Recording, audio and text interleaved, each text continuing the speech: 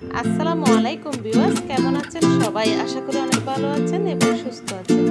আজকে আমি একটি খরগোশকে